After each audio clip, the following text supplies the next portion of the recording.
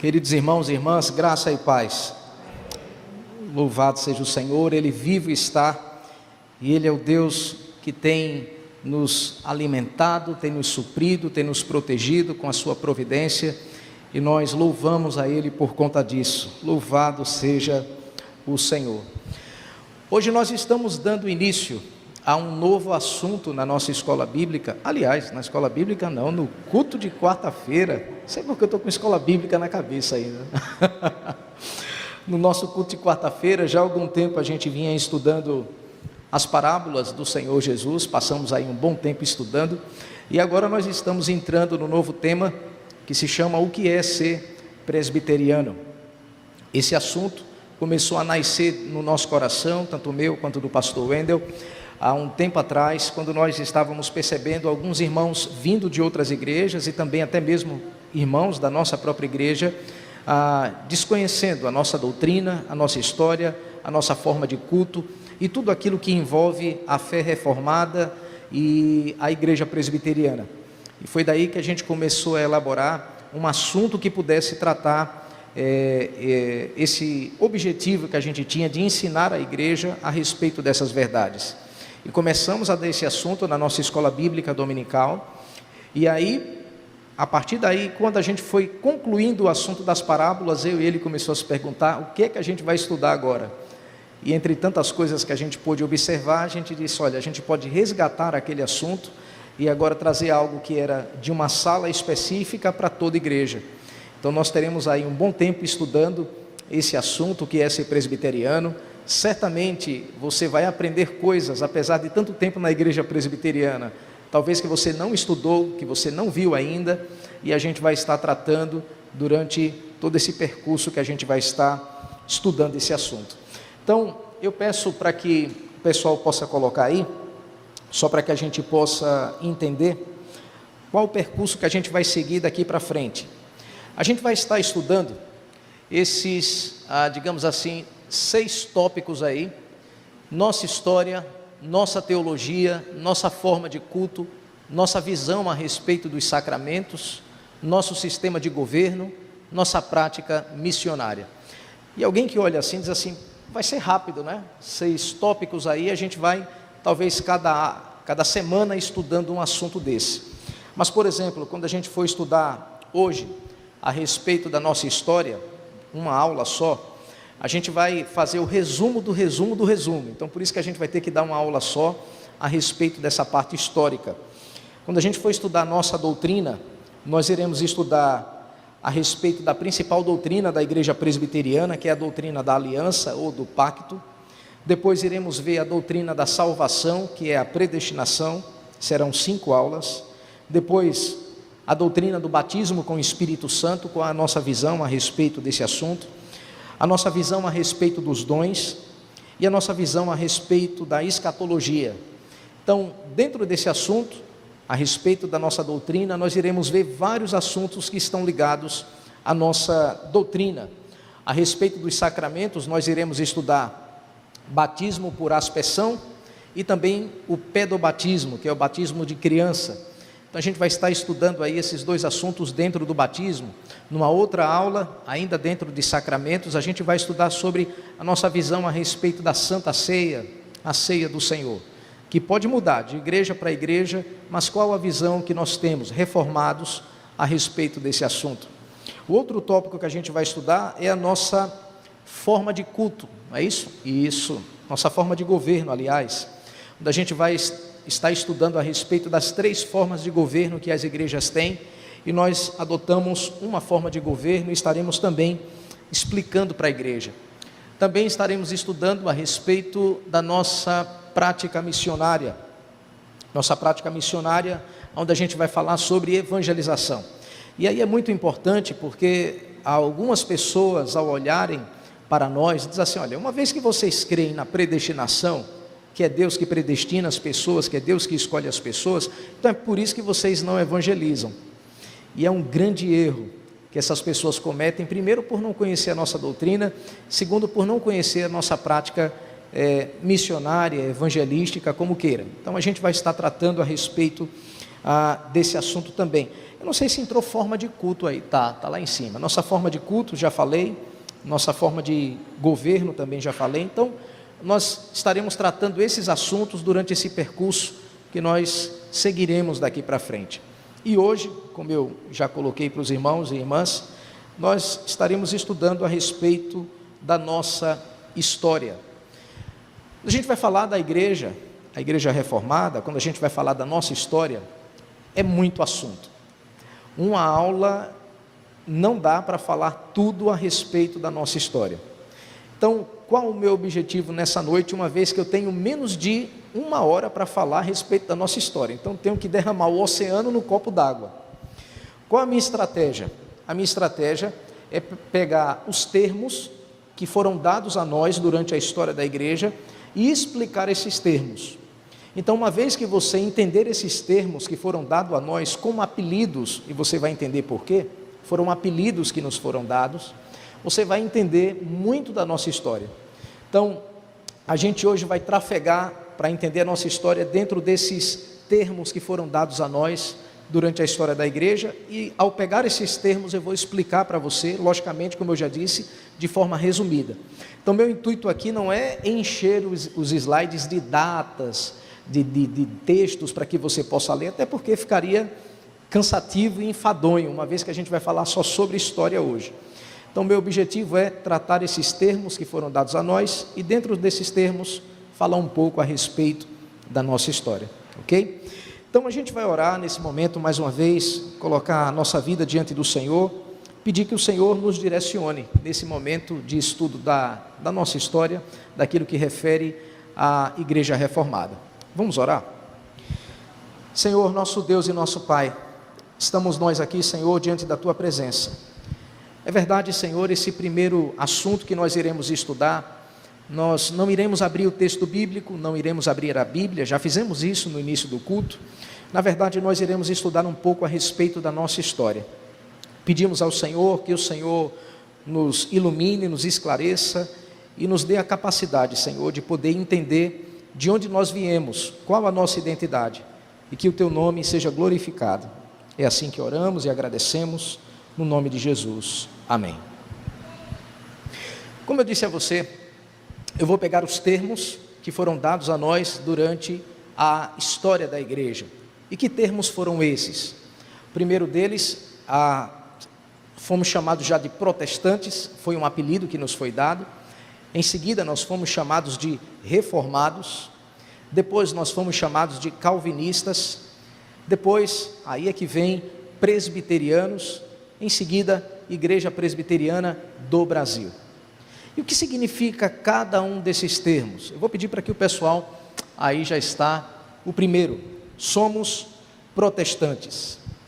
Se alguém chegasse para você e dissesse assim, olha, por que vocês têm esse nome, a Igreja Católica e os protestantes?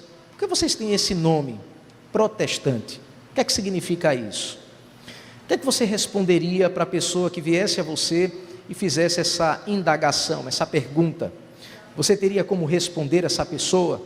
Porque nós temos esse nome ou esse apelido que nos foi dado, e você vai saber logo mais por quê, de protestantes. Aí é que a gente precisa entender a reforma protestante.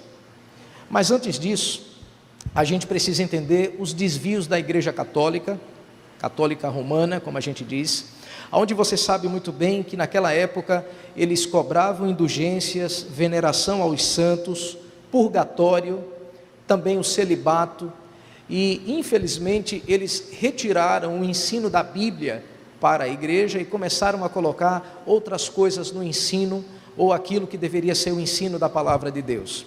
A partir daí, a igreja começa a se desviar dos princípios bíblicos, daquilo que Deus havia ensinado, desde lá da igreja primitiva, e a igreja começa a entrar por esse caminho que nós conhecemos da história, da Igreja Católica Romana, indulgências, celibato, veneração aos santos, inclusive a Maria, e tantas outras coisas. Deus começa a levantar durante a história da igreja, alguns homens, para lutar contra falácia, ou essas idolatrias, ou essas heresias que estavam saindo da Igreja Católica naquela época. A gente chama esse período de pré-reforma. Deus levanta homens como Jerônimo Savonarola, da Itália. Deus levanta homens como John Wycliffe, na Inglaterra. Deus levanta homens como John Hus, na antiga Boêmia, hoje é a República Tcheca. E esses homens foram levantados combatendo exatamente aquilo que Lutero combatia naquela época. 100 anos depois, logicamente, Lutero veio surgir nesse cenário. Mas já nessa época, na Itália, na Inglaterra, na Boêmia, hoje República Tcheca, esses homens começaram a se levantar, combatendo, como eu já disse, exatamente aquilo que Lutero veio combater 100 anos depois. A idolatria dentro da igreja, o celibato, a falta de ensino da palavra, a adoração aos santos, o ensino ao purgatório, eles já pregavam a respeito disso. Todos eles foram mortos quando se levantaram contra a Igreja Católica naquela época. Um deles, John Hus, ele, antes de ser morto na fogueira, os historiadores dizem que ele fez uma profecia. O nome Hus significa ganso. E ele disse: hoje vocês estão matando um ganso, mas daqui a 100 anos Deus levantará um cisne. E de fato foi isso que aconteceu. 100 anos depois surge essa figura que nós conhecemos na Reforma Protestante, que é Martim Lutero, ou Martinho Lutero, como nós conhecemos. Ele era um ex-sacerdote da Igreja Católica, e ele, assim como os seus antepassados que lutaram contra isso, começou também a lutar contra essas práticas dentro da igreja. E naquele momento, o que acontece é de que Lutero, ele se levanta dentro de um período diferente dos seus antepassados, porque agora no período de Lutero aconteceu a invenção da imprensa, né? Hoje não é essa imprensa que vocês conhecem aí, de jornal, de televisivo ou coisas dessa natureza. As xerox, se assim eu posso dizer, estavam sendo feitas naquela época. E ao mesmo tempo o cenário político daquela época estava abalado em relação à Igreja Católica, porque várias nações já não queriam mais se submeter à Igreja Católica daquela época. Então o cenário de Lutero era bem diferente dos pré-reformadores, que não tinham isso ainda. Eles até traduziram algumas Bíblias do latim para a sua língua mãe. No caso de Savonarola, na Itália, para os italianos; John Wycliffe, na Inglaterra, para os ingleses; República Tcheca, John Hus, mas uma, duas no máximo Bíblias para toda a nação. Na época de Lutero, não. Quando Lutero começa a traduzir do latim para a língua alemã, ele agora começa a imprimir essas traduções, e a Bíblia foi distribuída em larga escala para a população alemã daquela época. Naquela época, não sei se vocês sabem disso, as pessoas não tinham a Bíblia como você tem hoje na sua mão. O que acontecia era que o sacerdote, ele vinha para o culto com uma Bíblia só, e o que ele fazia era ler o texto em latim. Então ele ficava de costa na missa, lendo aquelas palavras em latim, e a igreja não entendendo absolutamente nada do que estava sendo dito ali. Lutero acaba com isso, assim como os pré-reformadores fizeram. Ele começa a traduzir a Bíblia para a língua mãe, para a sua terra natal, se assim eu posso dizer.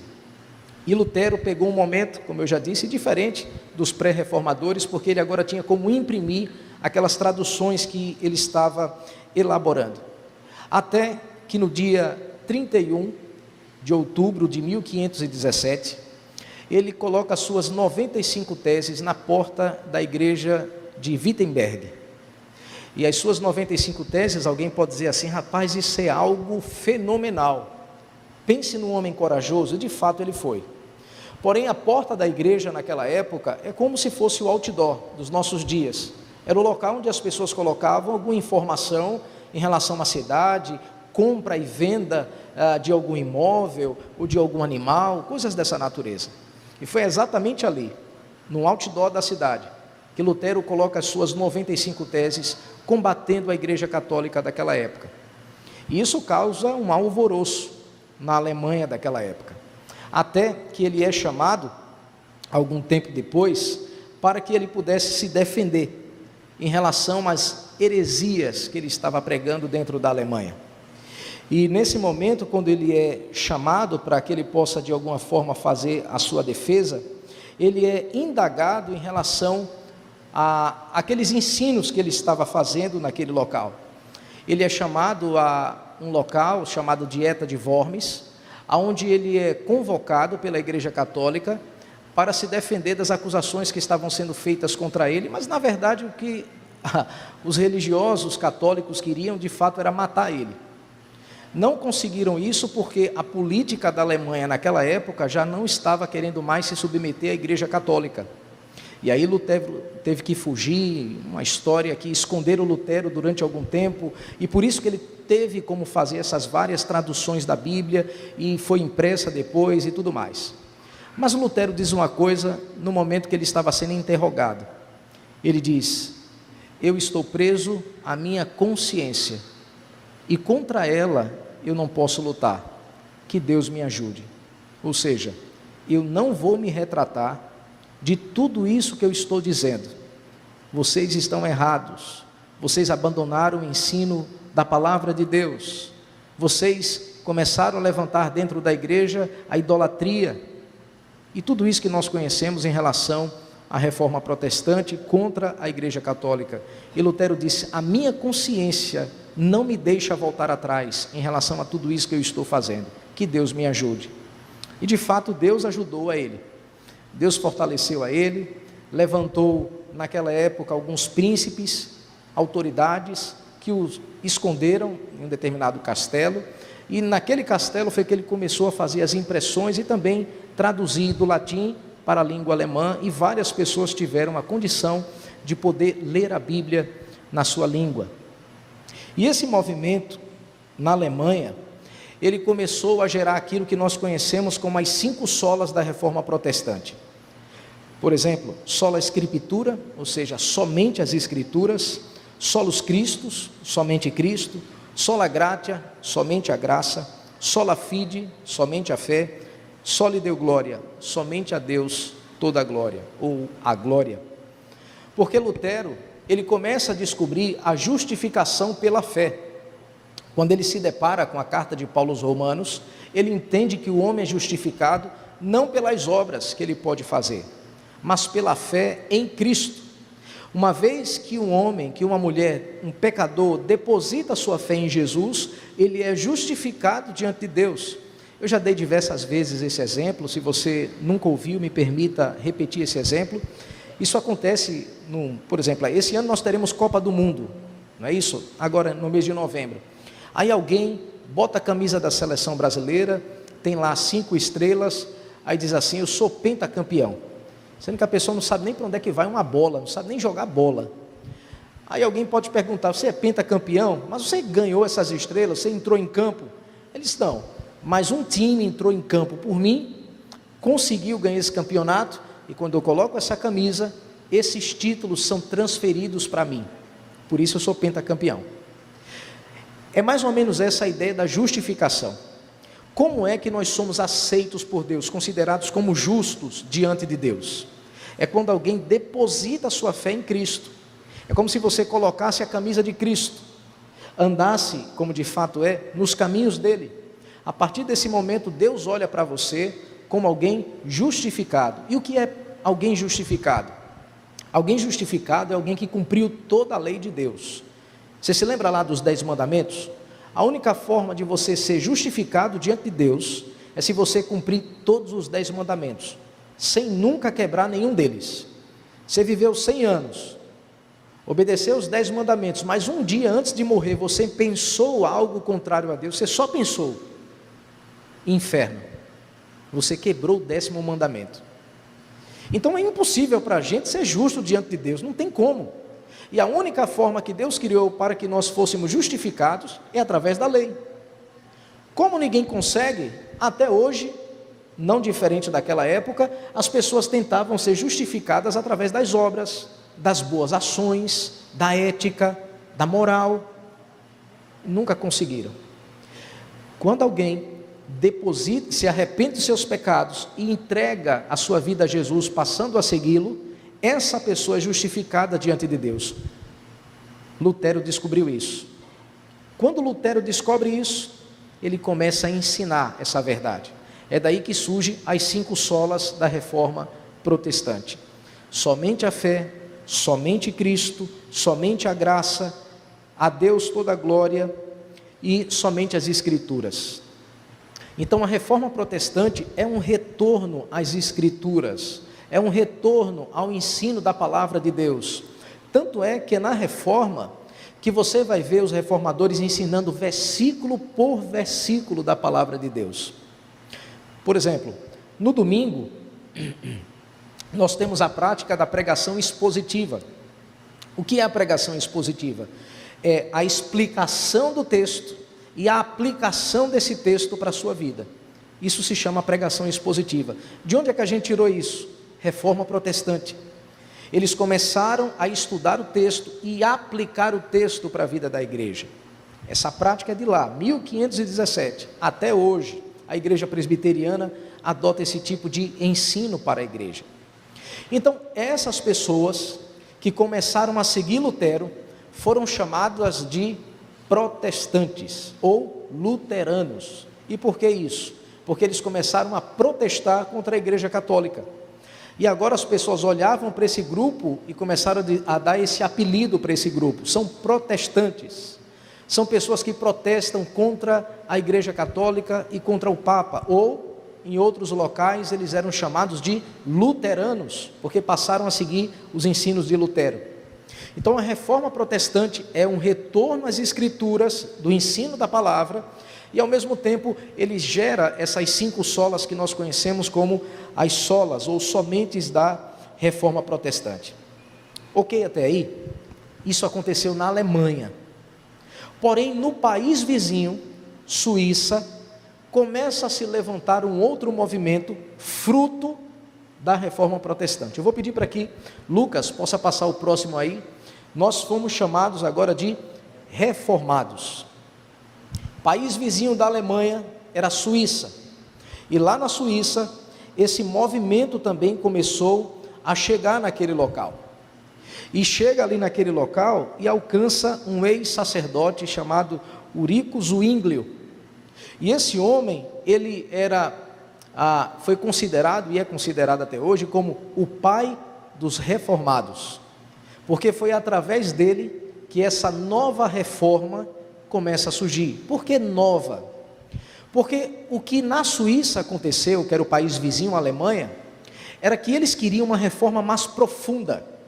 Por exemplo, Lutero fez essa reforma, essa ruptura com a igreja católica, mas ele ainda preservou algumas coisas dentro da igreja, que eram frutos da igreja católica, tanto em relação à forma de culto da igreja católica, quanto também a forma de governo da igreja católica.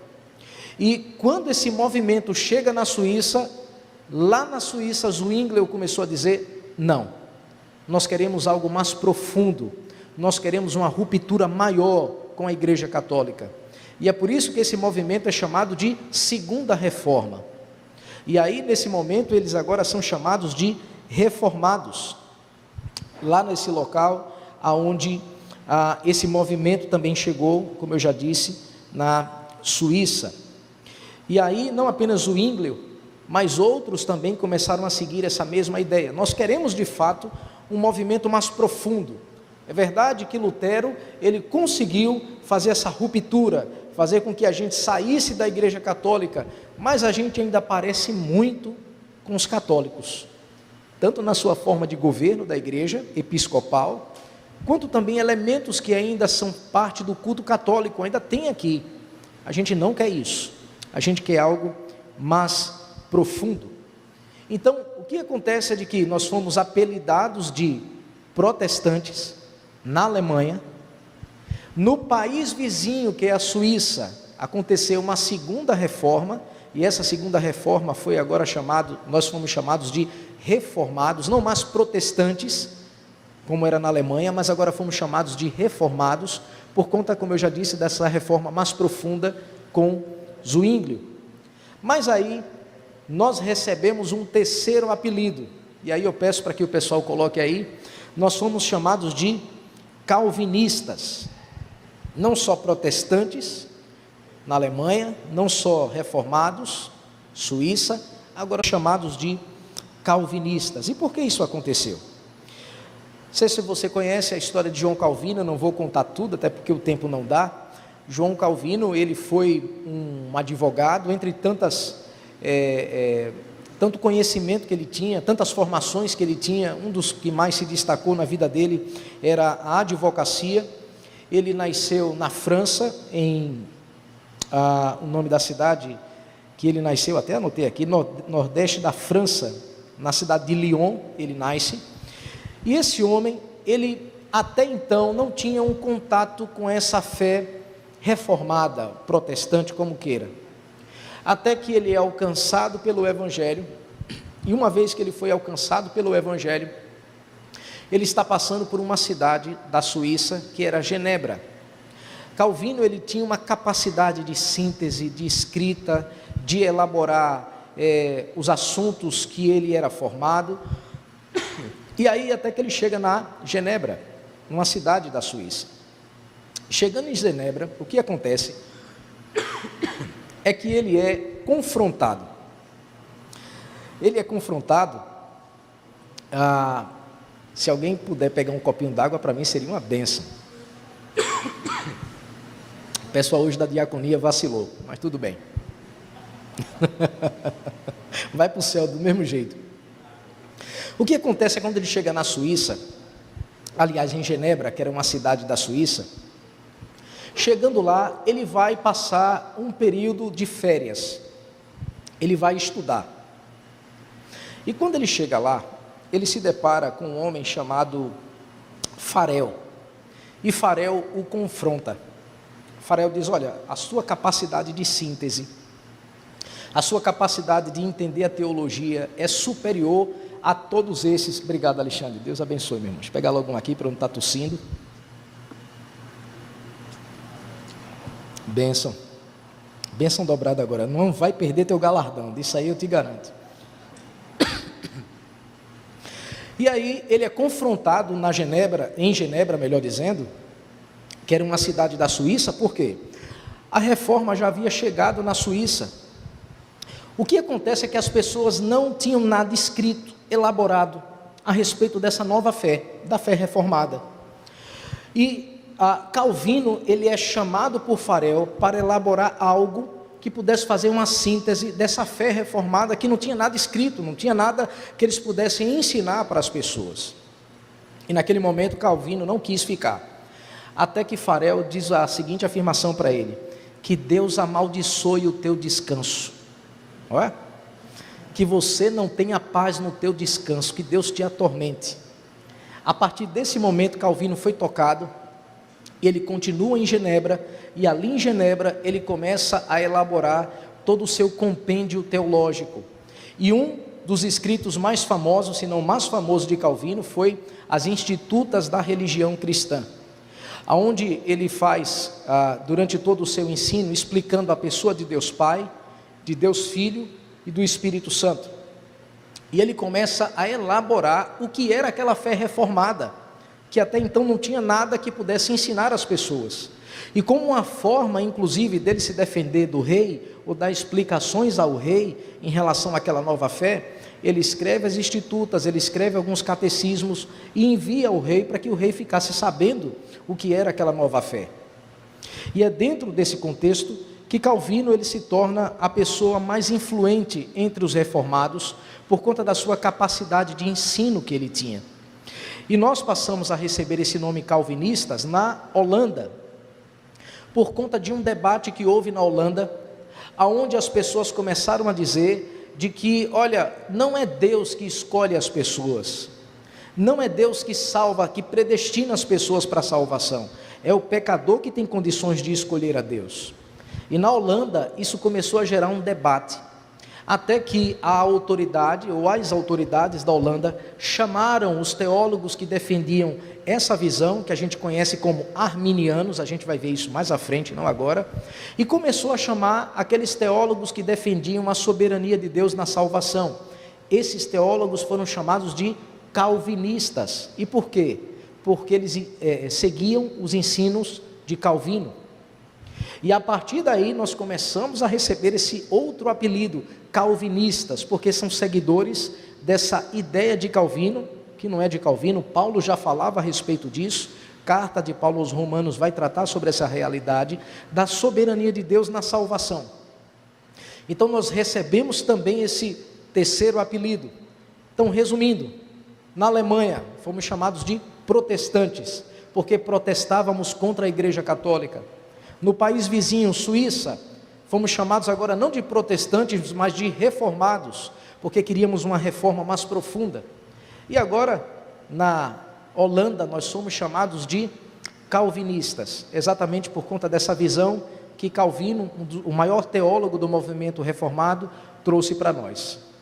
E aí, em seguida, peço que o pessoal possa passar aí o próximo slide, nós também fomos chamados de presbiterianos. Agora, a fé reformada não estava só na Alemanha, não estava só na França, na Suíça, mas agora começa a se proliferar para várias outras partes da Europa.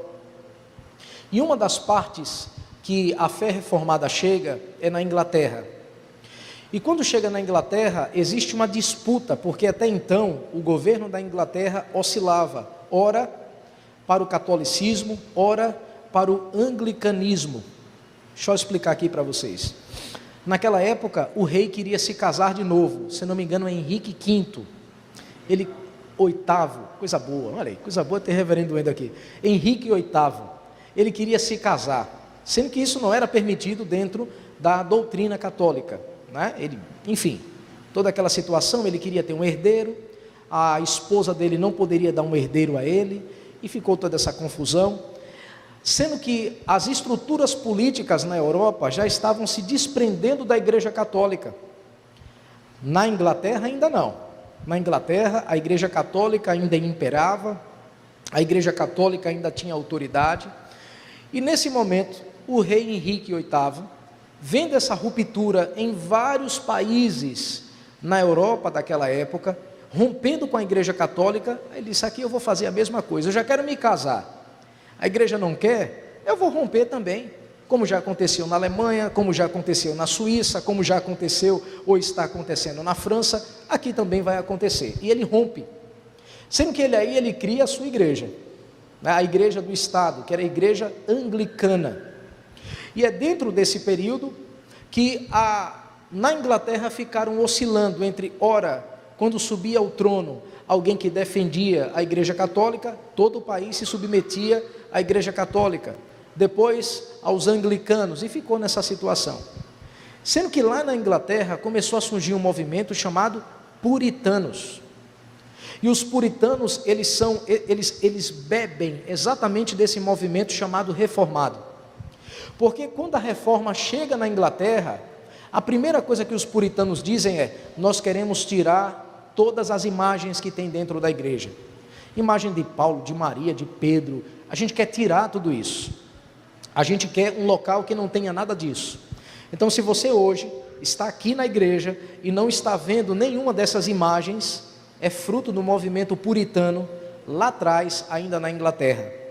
E eles queriam exatamente que acontecesse na Inglaterra o que aconteceu na Suíça, uma ruptura maior com o movimento católico, ou com a Igreja Católica, melhor dizendo. Sendo que até então, ali na Inglaterra, o que imperava era o anglicanismo. A fé, essa fé reformada entre os puritanos, agora chega nas Ilhas Britânicas, de forma específica na Escócia. E através de vários reformadores que existiam ali naquele local, quando essa reforma chega na Escócia, ali eles começaram a dizer: nós não aceitamos essa forma de governo que existe na Inglaterra, essa forma de governo episcopal, que os bispos é que mandam na igreja. Nós queremos uma nova forma de governo na igreja. Nós queremos agora eleger os nossos representantes. Nós queremos um governo representativo para a igreja. Nós queremos eleger os nossos presbíteros. Daí veio o nome presbiteriana. É um sistema de governo onde os presbíteros, no nosso caso regente e docente, governam a igreja. Então nós não queremos essa forma de governo episcopal, que um só manda em tudo. Nós queremos, a igreja, eleger os representantes para governar a igreja. É daí que vem o nome presbiterianos. Então, se alguém algum dia perguntar para você por que sua igreja tem esse nome estranho, presbiterianos, você diz, é por conta da nossa forma de governo. São os presbíteros que governam a igreja. Então, alguns irmãos que vieram de outras igrejas, por não entenderem isso, quando chega na nossa igreja, pensam que o pastor, ele manda, né, em tudo. Não. Aqui nós temos um grupo de irmãos que nos ajudam a pastorear a igreja. E muitas das nossas ideias, se o conselho não aceitar, cai por terra. A gente pode ter a melhor ideia do mundo, mas se os presbíteros disserem, pastor, não é o melhor caminho, não é a melhor ideia, a gente é voto vencido e a gente perde. A gente fica de cara feia, mas a gente perde. Isso é bom, porque na multidão de conselheiros há sabedoria. E é por isso que a gente tem esse nome, presbiterianos, porque quando a fé reformada sai da Inglaterra, chega na Escócia, lá uma nova forma de governo surge, e por isso nós começamos a receber esse nome. Ok até aí? Caminhando aqui, somos a igreja presbiteriana do Brasil. Então aí nós já estamos chegando aí no final, só para que você possa entender como esse movimento que aconteceu lá na Alemanha, chega na Suíça, chega na Inglaterra, vai para a Escócia, chega nos Estados Unidos e vem para o Brasil. Como esse movimento aconteceu? Houve pelo menos 3 tentativas de que a fé reformada chegasse no Brasil. A primeira tentativa foi em 1557. João Calvino, ele envia para o Brasil missionários reformados. Esses missionários, eles chegam aqui, e ao chegarem aqui, eles começam a pregar a fé reformada, anunciar o evangelho. O problema é que existia um capitão naquela época, que foi o capitão que os trouxe, chamado Villegagnon, Durand Villegagnon, e ele acusa esses homens de heresia. Ele acusa esses homens de estarem pregando heresia. E o que acontece é que esses homens são enforcados. Mas antes deles serem enforcados, eles elaboram o primeiro tratado de fé aqui da nossa nação, que ficou conhecido como Confissão de Fé da Guanabara, porque foi no Rio de Janeiro que eles foram mortos, lá naquele local. Até hoje tem um local lá, que representa o local, onde provavelmente essa confissão de fé foi elaborada. E antes de morrer, eles tiveram 24 horas para se defender contra as acusações que foram dadas a eles de heresia. Eles tiveram 24 horas para fazer isso, e na prisão eles elaboraram a confissão de fé de Guanabara. Se você entrar na internet, você vai ver a confissão de fé, o que foi que eles escreveram, um tratado teológico, resumido logicamente, mas foi o tesouro que ficou para a gente dessa primeira tentativa, em 1557, da fé reformada aqui no Brasil. A segunda tentativa aconteceu em 1654, agora foi através dos reformados da Holanda, não mais agora da França, enviados por Calvino, agora vieram da Holanda. E nós conhecemos muito bem a história dos holandeses aqui em Pernambuco, e assim como na nossa nação, no Brasil colônia ainda, eles tentaram também anunciar a fé reformada aqui, passaram um bom tempo, tiveram êxito, mas depois eles foram expulsos pela coroa portuguesa, até que, somente 150 anos depois, houve a terceira e última e definitiva tentativa da fé reformada aqui no Brasil. Dessa vez foi pelos americanos, com um missionário chamado Ashbel Green Simonton. Ele vem dos Estados Unidos como missionário, através de um movimento de avivamento que houve na América daquela época, e ele chega aqui no Brasil e ele começa a anunciar o evangelho, desse caso a fé reformada. E apenas eu fiz uma anotação só para que você entenda o trabalho que ele desenvolveu aqui. Em 22 de abril de 1860, Simonton dirigiu o seu primeiro culto em língua portuguesa. Em janeiro de 1862, recebeu os primeiros membros, sendo fundada a Igreja Presbiteriana do Rio de Janeiro. Num breve período em que viveu no Brasil, Simonton auxiliado por alguns colegas, fundou o primeiro jornal evangélico do país, a Imprensa Evangélica. Isso aconteceu em 1864. Criou o primeiro presbitério em 1865 e organizou um seminário em 1867. O reverendo Simonton morreu vitimado pela febre amarela aos 34 anos em 1867. Em tão pouco tempo, no curto espaço de tempo, ele fez um trabalho que para muitos de nós inimaginável. Fundou o jornal, abriu um seminário, abriu um presbitério, pregou culto na língua portuguesa. Ele era americano, teve dificuldades em aprender a nossa língua, mas aprendeu, e esse trabalho começou a se expandir durante toda a nossa nação. Depois vieram vários outros pastores, agora portugueses, da nossa própria nação, brasileiros, de língua portuguesa, melhor dizendo, e foi dessa forma que a fé reformada chegou até a nossa nação. Eu quero só que o pessoal coloque aí o mapa, só para a gente entender onde foi. Talvez não fique tão claro aí para vocês, mas esse foi o percurso que a gente seguiu até então. Lá em cima, na Alemanha, com Martinho Lutero, esse movimento chega até a Suíça, aqui embaixo com Zwinglio, onde protestantes, e aqui agora fomos chamados de reformados. Da Suíça, esse movimento chega agora através desse francês, que é João Calvino, Ele dá prosseguimento a esse movimento também, na França, Genebra, outros locais. Esse movimento agora chega lá na Inglaterra, Henrique VIII, reverendo, eu tinha me esquecido, é isso mesmo. Henrique VIII chega lá, ele era rei ainda nessa época lá. Esse movimento chega na Inglaterra, e aqui nós fomos chamados também de reformados também nesse local, puritanos. Depois o movimento chega lá em cima, na Escócia, onde nós fomos chamados de presbiterianos. Está lá John Knox, que foi um dos prepulsores na Inglaterra, aliás, na Escócia, do movimento reformado. Então esse foi o percurso que nós fizemos: Alemanha, Suíça, Inglaterra, Escócia.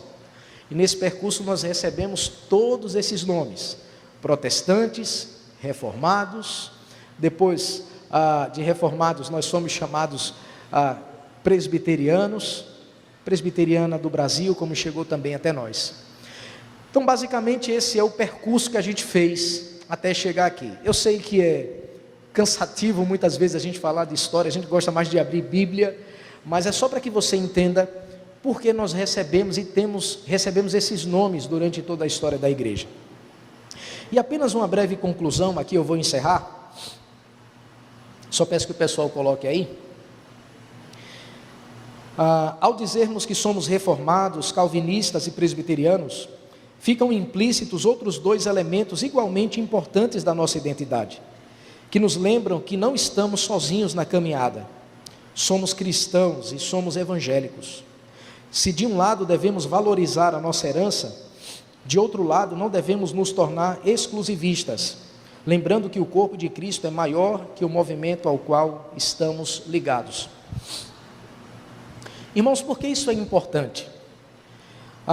Porque muitas pessoas, quando conhecem a fé reformada, calvinistas, eles se tornam arrogantes, se tornam orgulhosos, se tornam sectaristas e começam a condenar outras igrejas. Eu não digo todos, mas muitos, depois que conhecem a fé reformada, são tomados com esse veneno dentro do seu coração, porque eles conhecem a doutrina da eleição, da salvação, eles conhecem a doutrina do pacto. É uma fé explicável, a fé reformada é uma fé explicável, e essas pessoas muitas vezes, olhando talvez para alguns movimentos evangélicos, até mesmo estranhos, eles começam a olhar para esses irmãos e começam a fazer crítica a esses irmãos, como se não fossem seus irmãos em Cristo. O movimento reformado, ele é apenas um entre os vários movimentos que saíram lá da reforma protestante. Tem os nossos irmãos batistas, os nossos irmãos episcopais, os nossos irmãos congregacionais, os irmãos da Assembleia de Deus e vários outros ramos que vieram dessa ruptura com a Igreja Católica e nós somos apenas um desses ramos que veio lá desse movimento chamado Reforma Protestante. Então, quando nós dizemos que somos reformados, calvinistas, presbiterianos, nós estamos dizendo, nós somos cristãos. Outras denominações podem pensar diferente, pode ter outra visão, mas nós temos esse percurso porque nós somos uma igreja histórica. Temos mais de 150 anos. Então a igreja presbiteriana não nasceu ali na esquina o ano passado. Temos mais de 150 anos. Então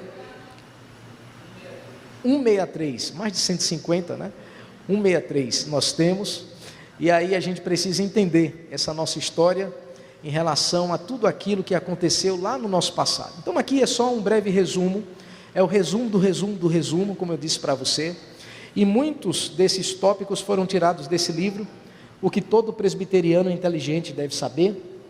Livro muito bom, livro curto, mas que no seu resumo ele dá todas essas explicações para nós, para que pudéssemos entender em relação a tudo isso que a gente acabou de estudar agora, ok? Então esse é o nosso resumo da nossa história. Na semana que vem, aí a gente vai entrar no caldo grosso, porque agora a gente vai entrar na nossa teologia. Então a gente vai estudar a doutrina do pacto, a doutrina da predestinação, a doutrina em relação aos dons, em relação ao batismo com o Espírito Santo, em relação à nossa visão escatológica. Então aí sim, a gente vai abrir Bíblia, a gente vai ver textos bíblicos falando a respeito da nossa doutrina. Vai ser muito bom também, a gente vai estar aprendendo muita coisa em relação a essa verdade. Amém? Nós iremos orar nesse instante, se colocar diante do Senhor, agradecendo a Ele por esse momento. Peço que você, por favor, fique de pé para que a gente possa orar. Devido ao assunto, que em boa parte ele pode se tornar extenso em algumas explicações, é que a gente não vai ter aqueles momentos finais que a gente sempre tem, de oração, como a gente estava tendo, né? Os grupos. Então a gente vai orar, não significa que a gente não vai ter oração, nós iremos orar agradecendo ao Senhor, só não teremos aqueles momentos finais que a gente sempre tinha de grupo, para que a gente possa ter um tempo a mais para explicar em relação aos assuntos que a gente está dando. Então a gente vai orar agradecendo ao Senhor nesse momento. Senhor, nosso Deus e nosso Pai, nós te agradecemos pela tua fidelidade e pela tua bondade. Te agradecemos, ó Pai, no nome de Jesus, por tudo isso que através da nossa história o Senhor nos fez aprender. Pai, muito obrigado. Obrigado porque a fé que nos foi repassada através de toda essa história que nós acabamos de estudar nesse momento. Sabemos, ó Pai, que muitos irmãos perderam a vida para que hoje nós pudéssemos estar aqui assentados ouvindo a Tua palavra. Senhor, não nos deixa ser cristãos que não entendem a sua história. Dá-nos a capacidade, ó Deus, de depois de termos visto esse assunto, poder se aprofundar mais a respeito desse assunto. Estudar mais sobre a reforma, estudar mais sobre cada tópico desse que a gente pôde visualizar aqui nessa noite, pois nós temos uma história rica, Senhor, e não podemos de forma alguma nos esquecer de onde viemos e quem somos, e qual é a nossa identidade. Abençoa, Senhor, a vida dos meus irmãos e irmãs que aqui estão, que a Tua graça continue abençoando cada um de nós, que o Senhor nos encha, Senhor, da Tua palavra e do Teu Espírito Santo, que o Senhor esteja abençoando a nossa vida, a nossa casa, a nossa família, e que no nome de Jesus possamos estar firmes na Tua presença. Assim oramos e agradecemos ao Senhor por tudo, no nome de Jesus. Amém.